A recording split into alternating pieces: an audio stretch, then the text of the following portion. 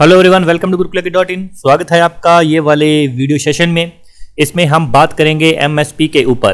तो minimum support price government of India के द्वारा रिसेंटली ही ये अनाउंस किया गया है मेजर 6 क्रॉप्स में। ठीक है, वैसे तो जो रब्बी क्रॉप का जो एमएसपी होता है वो हर साल गवर्नमेंट नवंबर के स्टार्टिंग में या लास्ट ऑफ अक्टूबर में करती है, लेकिन अभी जो फार्मर की स्ट्राइक वगैरह और डिस्प्यूट वगैरह चल रहे थे उसके बीच जो 6 हमारी मेजर क्रॉप है गवर्नमेंट ऑफ इंडिया ने अर्ली ही इसे क्या किया, अनाउंस कर दिया।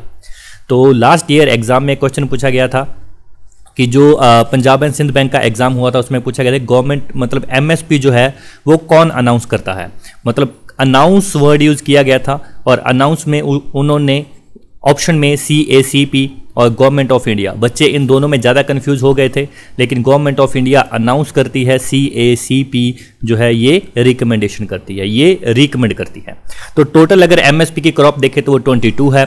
22 मैंडेटेड क्रॉप है। मैंडेटेड का मीनिंग होता है मान्यता प्राप्त, मान्यता कह सकते हो आप, या देखो कि जैसे अधिकार कि इनको तो जो एमएसपी है वो हर साल देना ही पड़ेगा और बाकी क्या है वो गवर्नमेंट की अपनी मर्जी है। 22 के ऊपर गवर्नमेंट की अपनी मर्जी है कि उसके ऊपर उन्हें एमएसपी देना है या नहीं देना है, वो अकॉर्डिंग टू अपनी जो सिचुएशन है उसके अकॉर्डिंग गवर्नमेंट दे सकती है। लेकिन मैंडेटेड है, जो क्रॉप्स को अधिकार प्राप्त है वो है 22। तो 22 मैंडेटेड क्रॉप है वो एमएसपी के अंडर आती है। एक क्रॉप जो है ये शुगर केन का जो एमएसपी होता है उसे बोलते हैं फेयर एंड रिम्यूनेटिव प्राइस। जो FRP होता है फेयर एंड रिम्यूनेटिव प्राइस होता है, ये बेसिकली पे किया जाता है शुगर मिल के द्वारा फार्मर्स को, और ये काफ़ी चीज़ें मिलकर डिसाइड करती हैं। CACP इसमें रिकमेंडेशन करती है, government of India, state government, बाकी शुगर मिल की जो कोऑपरेटिव सोसाइटी वगैरह या जो भी उसकी यूनियन वगैरह होती है वो भी डिसाइड करती है। फार्मर का भी इसमें रोल रहता है। इसमें 50% फार्मर का और 50% शुगर मिल के प्रॉफिट के बेस के ऊपर इसको डिसाइड किया जाता है। और काफ़ी ये मतलब पेचीदा मामला है और काफ़ी इस चीज़ को देख के ही इसको FRP को अनाउंस करते हैं। तो अगर 22 में से देखें तो 14 क्रॉप जो है वो मेजरली खरीफ क्रॉप है जो कि मैंडेटेड के अंदर आती हैं, और 6 क्रॉप जो है वो रब्बी हैं। तो यहाँ पे देख सकते हो कि खरीफ क्रॉप का जो MSP है वो ज़्यादा है। तो इसमें जो 2 अदर क्रॉप है, एडिशन की बात करें कि 22 मैंडेटेड तो है ही हैं, लेकिन गवर्नमेंट क्या करती है कि हर साल तोरिया को, जो तोरिया है उसका भी MSP अनाउंस कर देती है based on rape seed mustard. इन दोनों रेप सीड और मस्टर्ड का जो MSP रहता है उसके बेस पे ही ये तोरिया का कर देती है, और जो कोपरा का रहता है उसके बेस पे ही डी हस्कड कोकोनट का कर देती है। लेकिन यहाँ पे ये दोनों मैंडेटेड नहीं है। ये गवर्नमेंट कब इनका MSP अनाउंस करना बंद कर दे कोई भी यहाँ पे ऐसा कुछ नहीं है। गवर्नमेंट यहाँ पे एडिशनली ही इन दोनों को करती है। चलिए तो शुरुआत करते हैं। जो 6 क्रॉप्स हैं उनके ऊपर बात करेंगे। तो यहाँ पे सबसे पहले बताया गया है CACP के द्वारा कि जो CACP है ये जो बना था commission for agriculture costs and price, ये बना था 1985 में। इससे 20 साल पहले इसका जो नाम होता था वो होता था एग्रीकल्चर प्राइस कमीशन। एग्जाम में क्वेश्चन आपसे ऐसा भी आ सकता है कि इनमें से CACP को अर्ली किस नाम से जाना जाता था, पहले किस नाम से जाना जाता था, ठीक है, या एग्रीकल्चर प्राइस कमीशन को अब किस नाम से जाना जाता है। तो ये थोड़ा सा यहाँ पे वैसे तो सबको पता ही होगा मेरे ख्याल से। तो यहाँ पे जो एग्रीकल्चर प्राइस कमीशन है ये बना था 1965 में। तो ठीक 20 साल बाद इसका नाम चेंज किया गया। तो सबसे पहले MSP की अगर बात करें तो MSP सबसे पहले जो अनाउंस किया गया था वो किया गया था वीट में। वीट पहली क्रॉप थी जिसमें MSP अनाउंस किया गया था। इसको जो ग्रीन रेवोल्यूशन 1966 और 67 में ग्रीन रेवोल्यूशन की जो शुरुआत की गई थी उस टाइम पे वीट में ये गवर्नमेंट ने सोचा कि जो फार्मर को मतलब लॉस हो रहा है उसे फिक्स करने के लिए, उन्हें प्रॉफिट देने के लिए यहाँ पे MSP को एक फिक्स कर दिया ताकि फार्मर को एक बूस्टअप मिले, एक कॉन्फिडेंस मिले, ताकि वो ज़्यादा से ज़्यादा ग्रीन रेवोल्यूशन में पार्टिसिपेट कर सके और ग्रीन रेवोल्यूशन जो है ये सक्सेसफुल हो सके। तो अगर ये आता है कि MSP कब अनाउंस हुआ फर्स्ट, तो सीधा है कि ग्रीन रेवोल्यूशन के टाइम हुआ। ग्रीन रेवोल्यूशन और MSP दोनों पैरेलल चले हैं, ठीक है, एक दूसरे से जुड़े हुए हैं। ये वीट में किया गया। तो ये सब याद रखने के लिए आपको बस ग्रीन रेवोल्यूशन का याद करना है, ठीक है। और MSP का बेसिकली जो ऑब्जेक्टिव है वो क्या होता है, वो ये जो प्राइस का फ्लक्चुएशन होता है मार्केट में। जैसे आज अगर कोई वीट का 1800 रुपये पर क्विंटल के हिसाब से बिक रहा है, तो कल को अगर वो 1500 या 1000 ना हो जाए।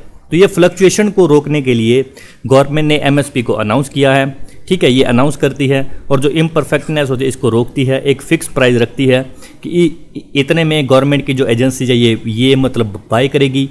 अगर प्राइवेट को बेचना है तो आप इससे ऊपर बेच सकते हो। चलिए आगे शुरुआत करते हैं। शुरुआत करने से पहले ये एक गुरुकुल एग्री कंप्लीट कोर्स है। ये फॉर मेंस फ्री के लिए, एनएससी के लिए और डीडीएसएचओ और आरआरबी के लिए। और गुरुकुल एग्री टेस्ट सीरीज़ भी है, इसमें कॉम्बो भी आप लोग अवेलेबल करवा सकते हो। ये आप gurukulegri.in पे जाकर या इस नंबर पे कॉल करके आप अवेलेबल करवा सकते हो। चलिए शुरुआत करते हैं। जो 6 क्रॉप हैं, रब्बी की जो 6 क्रॉप्स हैं, ठीक है, उसकी बात करते हैं कि उसमें यहाँ पे टेबल में 6 क्रॉप को अर्ली इनका एमएसपी अनाउंस किया गया है। ये सबसे मेजर हैं और एग्ज़ाम पॉइंट ऑफ व्यू से ये 6 बहुत इंपॉर्टेंट हैं क्योंकि इनका पहले अनाउंसमेंट हुई है। तो कहीं ना कहीं गवर्नमेंट के लिए ये जो 6 क्रॉप है एज वेल एज फार्मर के लिए ये बहुत ज़्यादा रोल प्ले करती है। तो सबसे पहले देखिए यहाँ पे बोला गया है आरएमएस। तो आरएमएस बेसिकली है क्या? रब्बी मार्केटिंग सीजन। तो रब्बी मार्केटिंग सीजन, रब्बी का जो मार्केट का सीजन है, ठीक है। तो एमएसपी बेसिकली मार्केट के सीजन के लिए यहाँ पे होता है। अगर यहाँ पे केएमएस होता तो खरीफ मार्केटिंग सीजन। तो सबसे पहले 2021-22 का यहाँ पे रुपीज़ पर क्विंटल में डाटा है और यहाँ पे कॉस्ट ऑफ प्रोडक्शन है। यहाँ पे इंक्रीज कितना हुआ लास्ट ईयर के कंपैरिजन में, और यहाँ पे जो रिटर्न है ओवर कॉस्ट कितने परसेंटेज है। तो हाईएस्ट जो होता है वो वीट में होता है, वीट में 106% है। इसके बाद अगर देखा जाए तो मस्टर्ड या रेप सीड जो है वो इसको फॉलो करता है 93% पे, ठीक है। इसको थोड़ा साफ कर लें जी, हाँ जी। तो यहाँ पे बात आती है कि आपको जो दूसरा भी एमएसपी वाला टेबल होगा या मतलब जो अगर पूरा आप 22 का या 24 कमोडिटी का पूरा अगर देखोगे तो काफ़ी हो जाएगा, लेकिन यहाँ पे 6 की ही बात करेंगे। तो इसमें सबसे जो इम्पोर्टेंट है वो है वीट का, ठीक है। वीट का है 1975 रुपये और इसका जो कॉस्ट ऑफ प्रोडक्शन होता है वो होता है 960 रुपये। अब देखिए अगर आपको ये पता है रिटर्न ओवर कॉस्ट कितनी है तो आपको ये वाला जो कॉलम है ये याद करने की ज़रूरत नहीं है। ये वाला जो कॉलम है इसे याद करने की ज़रूरत नहीं है क्योंकि अगर रिटर्न ऑफ कॉस्ट आपको ओवर कॉस्ट पता है तो देखिए मोस्टली जो क्रॉप होंगी उनका 50% होता है। अगर एमएसपी का अगर आप मोटिव देखोगे गवर्नमेंट का बजट वगैरह में, स्वामीनाथन वगैरह की रिपोर्ट वगैरह में, तो उन्होंने 50% जो कॉस्ट है उसका मतलब जो कॉस्ट होती है उससे 50% उसका प्रॉफिट रखने का मतलब उन्होंने बोला है। लेकिन जो रब्बी की क्रॉप होती हैं इसमें जो रिटर्न ओवर कॉस्ट है वो ज़्यादा है, ठीक है। इसमें देखिए ये 65%, 78, ये दोनों का 78 है, ये दोनों का 78 है, इसका 50 है सैफ फ्लावर का। बस एक इसका आपको ये दोनों का तो फॉलो पता लग ही गया होगा, ये सबसे ज़्यादा है। अब इसमें बेसिकली होता क्या, ये वाला याद रखने की जरूरत क्यों नहीं है, क्योंकि अगर आपको ये वीट का पता है, ठीक है। अब ये वैल्यू कैसे आई, ये वैल्यू जो ये 960 रुपये हैं जो उसका कॉस्ट ऑफ प्रोडक्शन है, जो कॉस्ट ऑफ प्रोडक्शन है, ठीक है। अब इसका क्या है, इसका 106% है वो ये है, इसका क्या है 106% है वो ये है। अब देखिए इसका जो है 100% कितना हुआ 960 है, 960 का 100% कितना हुआ 960 ही हुआ, ठीक है। प्लस इसका अगर आप 6% देखोगे, इसका अगर आप 6% देखोगे तो ये आ जाएगा 57 रुपये, ठीक है। ये आ जाएगा 57 रुपये समथिंग। तो यहाँ पे अगर आप देखोगे तो ये जो टोटली करके ये इतना आ जाएगा और इसमें जो इसका इतना ये प्रॉफिट इसका रहना ही चाहिए उसके अनुसार कि इसमें इतना 1017 रुपये यहाँ पे इसका प्रॉफिट रहना ही चाहिए। और इतना जो कॉस्ट ऑफ प्रोडक्शन है, अब 960 और 1000 इसको मिलाओगे आप लोग तो ये बन जाएगा 1975। ये वैसे इतना अगर आप एमएसपी का रुपीज़ में याद रख रहे हो इन 6 का तो भी बहुत है, लेकिन मेरे कहने का मतलब ये है कि अगर आप इसका रट्टा मारने जा रहे हो तो उससे बेटर है कि आप सिर्फ रिटर्न ओवर कॉस्ट याद रख लो और ये याद रख लो कि ये जो वैल्यू है ये कॉस्ट ऑफ प्रोडक्शन की इतने परसेंटेज है, 106% है। ये देखिए 1975 आ गया, यहाँ पे 77 आ रहा था लेकिन अप्रॉक्स 1975 यहाँ पे वैल्यू आ गई है। उसी प्रकार से अगर आप सीधा यहाँ पे 50% पे आपको ज़्यादा समझ में आएगा। अगर आप 50% में देखोगे तो यहाँ पे कितनी वैल्यू है हमारे पास, इतनी है। अब देखिए कॉस्ट ऑफ प्रोडक्शन का ये 50% ज़्यादा है, आप ये समझिएगा। अब देखिए इसको 3550 मानिए, इसका एवरेज देखिए कितना होगा। अब 3500 का जो एवरेज है वो 1750 होगा, 1750 और 50 का कितना होगा, ये 1775 हो गया, ठीक है। अब 1775 रुपये हो गया इसका 50%, मतलब इतना। अब गवर्नमेंट कह रही है कि इतना 1775, अगर उसकी फार्मर की 1 क्विंटल के ऊपर इतनी कॉस्ट लग रही है तो इतना उसे एटलीस्ट उसका 50% उसको प्रॉफिट होना ही चाहिए। अब देखिए इन दोनों को जोड़िए, कितना आया 6, ये कितना आया 12, ये कितना आया 12 और एक 13, और ये कितना आया 4 और एक 5, कितना आया 5326, और ये वैल्यू कितनी है 5327। तो मेरे ख्याल से ये जो फॉर्मूला है, ये जो लॉजिक है, ये आपको समझ में आया होगा। इसमें बेसिक होता है, ये वाला याद मत रखिए, सिंपल ये याद रखिए कितना ज़्यादा इंक्रीज, सबसे ज़्यादा जो इंक्रीज़ हुआ वो देखिए लेंटिल जो मसर की दाल होती है उसमें सबसे ज़्यादा इंक्रीज़ हुआ है 300 रुपये, और एक वीट का, ये 2 इंपॉर्टेंट हैं। चलिए आगे यही चीज़ बताई गई है कि लेंटिल मसर की दाल के ऊपर 300 रुपये पर क्विंटल के हिसाब से जो है वो इंक्रीज़ हुआ है, और उसके बाद जो ग्राम है रेपसीड मस्टर्ड में इसका मतलब इंक्रीमेंट लगा है।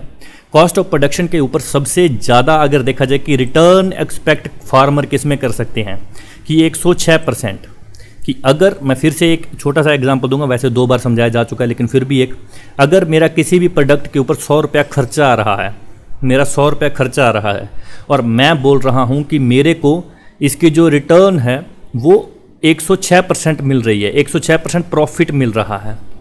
अब इसका जो 106% है वो हो जाएगा 106, और 106 और 100 मिला के हो जाएगा 206, समझे? तो ये है फाइनल वैल्यू।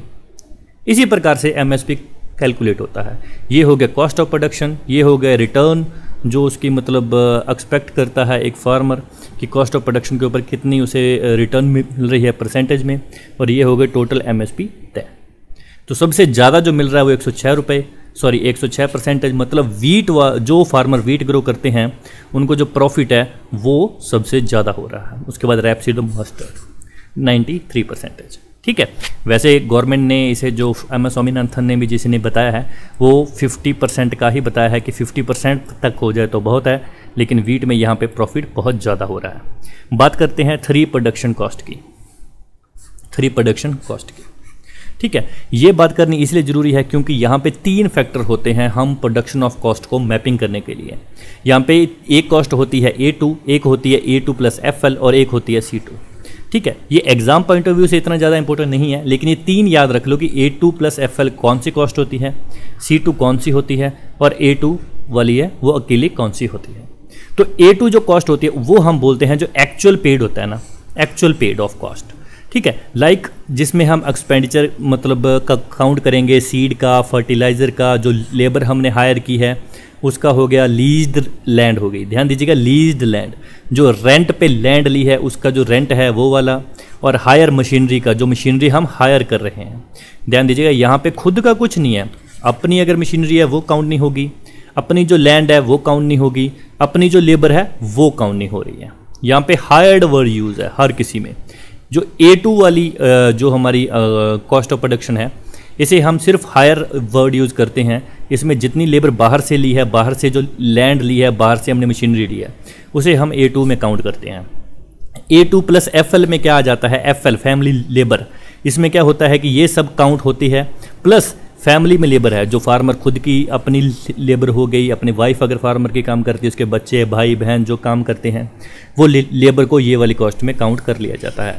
और जो C2 कॉस्ट होती है ये सबसे ज़्यादा इम्पोर्टेंट है, क्योंकि जो अभी MSP को लेके और जो MS स्वामीनाथन ने भी जो रिपोर्ट दी थी, नेशनल फार्मर कमीशन 2006 में जब रिपोर्ट सबमिट की थी, तो उस टाइम भी उन्होंने C2 का बोला था और फार्मर भी C2 का बोल रहे हैं। लेकिन ये काफ़ी एक डिस्प्यूटेड मुद्दा है कि गवर्नमेंट कहती है कि हमने C2 पे दिया है, लेकिन एक्चुअली में वो A2 FL बोलते हैं फार्मर। तो ये कहीं भी एक स्पेशल कोई क्लैरिफिकेशन है नहीं है। तो C2 बेसिकली होती क्या है, C2 जो होती है ये कॉम्प्रिहेंसिव कॉस्ट होती है। इसमें क्या होता है कि अपनी जो लैंड है उसका भी रेंट काउंट किया जाता है।